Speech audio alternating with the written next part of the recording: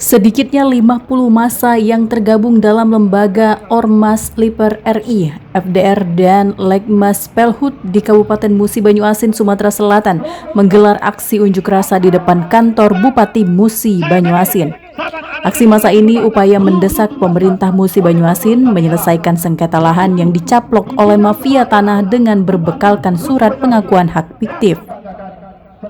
Terbitkan puluhan dokumen surat jual beli lahan masyarakat, dijadikan puluhan surat pengakuan hak oleh pihak kelurahan dan kecamatan Sekayu dengan luasan ratusan hektar. Warga meminta supaya Bupati Musi Banyuasin Muhammad Toha segera menengahi dan menyelesaikan persoalan sengketa lahan yang berlarut-larut itu.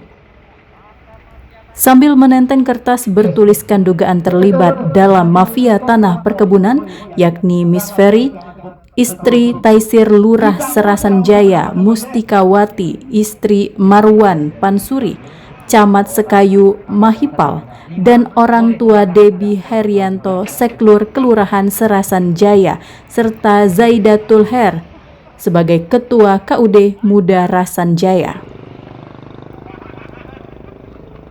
Saat itu puluhan warga atas perintah lurah agar mengakui ratusan hektar tanah milik masyarakat dibuat surat jual beli dan dijadikan surat pengakuan hak oleh lurah dan camat.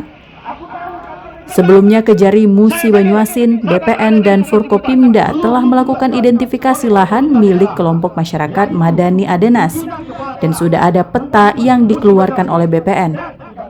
Sudah terus seperti tadi itu, PT Grati mohon kepada Bupati minta di SK-kan. Ada suratnya itu. Diverifikasi oleh perkebunan itu langsung di SK-kan.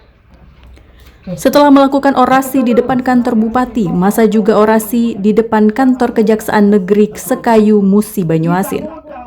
Massa berharap pihak kejaksaan segera tuntaskan proses penyidikan dan penyelidikan yang sudah terbilang lama, bahkan unsur elemen perangkat desa, kelurahan dan kecamatan sudah diperiksa, namun belum ada penetapan tersangka.